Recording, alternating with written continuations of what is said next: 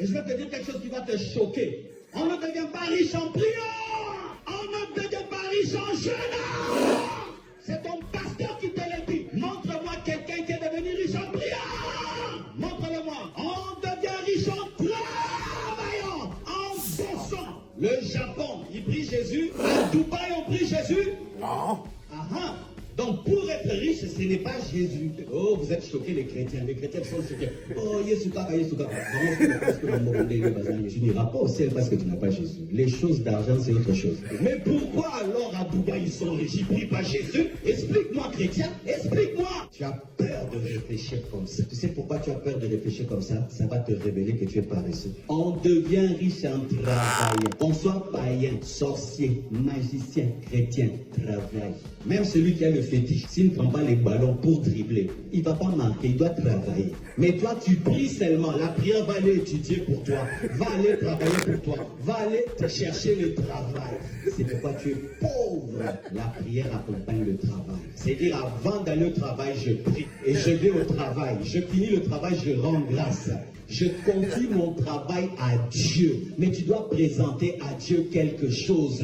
Mes études, mon projet, mes affaires. Tu dois présenter quelque chose. Dieu a travaillé, ensuite il s'est reposé. Amen les enfants.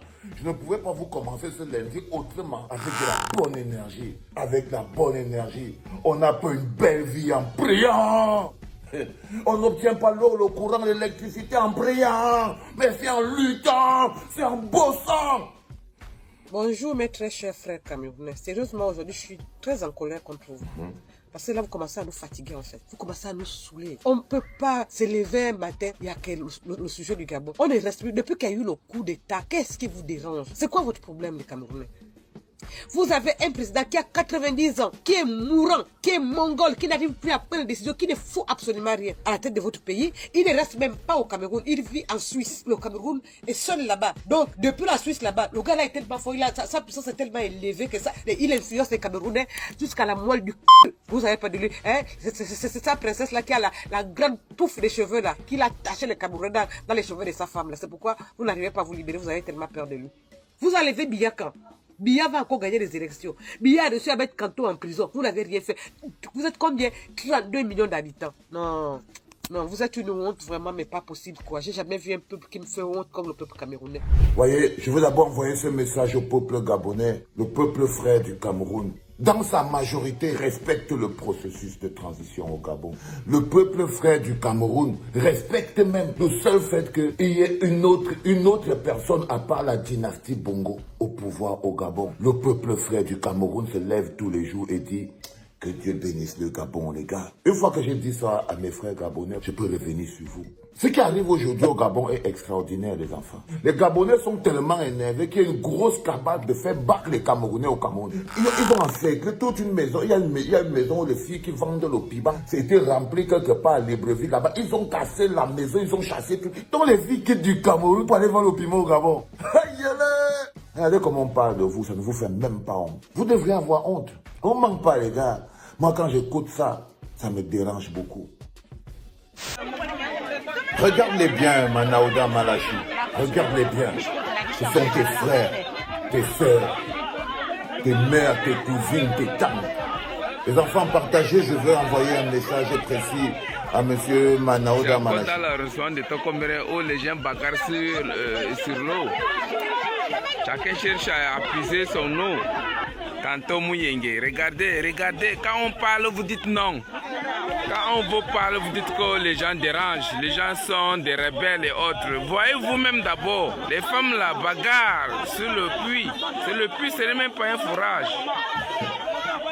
Alors Manaouda Malachi, il faut que vous ayez les preuves des choses. Vous allez juger vous-même. C'est ça là qui révolte les gens. Pendant que certains fourrages qui chôment ailleurs. Bonjour Manaouda Malachi. T'as vu, ce sont tes tantes, hein Manaouda Malachi.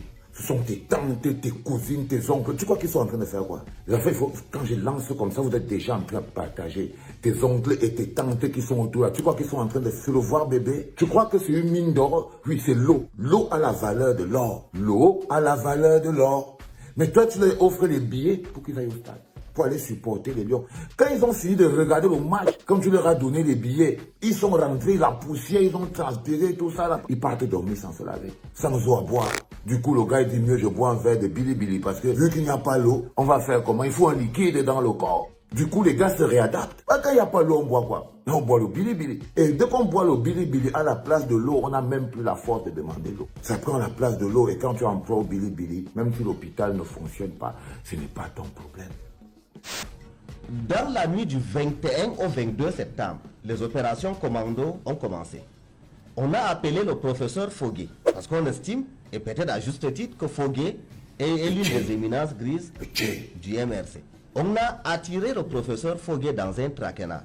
On lui a dit qu'il y a échauffourée entre les militants du MRC et des éléments des forces de maintien de l'ordre devant la maison du président Kamto. Le professeur Foguet a saisi téléphoniquement un officier supérieur de la gendarmerie. Il lui a dit « Je vais là-bas pour voir ce qu'il en est et si tel est le cas, ramener nos militants au calme ».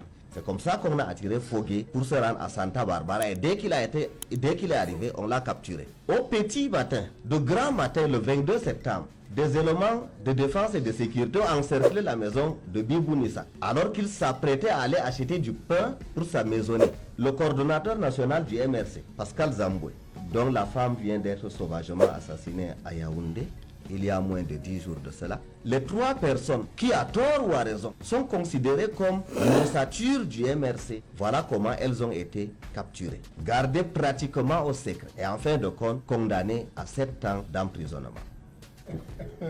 J'étais assis là où mon confrère vous étiez de l'autre côté. Le représentant du RDPC était là. Il m'a suggéré que le MRC demande pardon. J'ai dit, le jour où le président Kamto va demander pardon au régime de M. Biya, moi je vais quitter le MRC. Et au moins, la moitié des militants du MRC vont partir.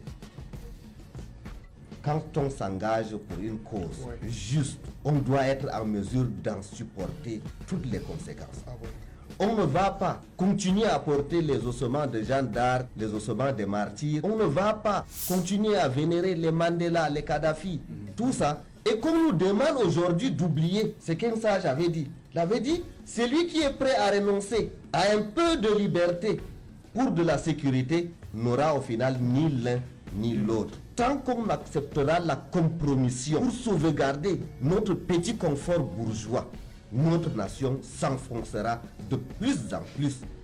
Quand on vous dit que ce que j'aime au niveau du mouvement pour la renaissance du Cameroun, c'est que si ton cerveau ne tourne pas bien, tu n'as pas ta place là-dedans. C'est pour ça qu'on est comme on est, vous nous voyez là. Et le 28, non, c'est le 21 octobre. J'ai même pas encore ouvert la page de ça. Tu entends, non, Olivier Bibounissa. Ce que les gars vont faire le 21 octobre, ça va être extraordinaire. Tant que le dernier d'entre vous ne sera pas rentré à la maison, les gars, on ne sortira pas des rangs. Pas du tout. Pas du tout. Le 20 octobre à Paris, ça va être le fire, mais je n'ai pas encore le temps de te parler de ça très bien. Tu entends, non, Olivier? Quand j'aurai le temps calme et tout, je vais te parler de ce qu'il s'agit. Les enfants, c'était le meilleur de mes podcasts de cette journée. Merci au Tchèque Ali. Si tu veux jouer au Real de Madrid, il faut que tu sois prêt à prendre des coups de tibia. C'était papa.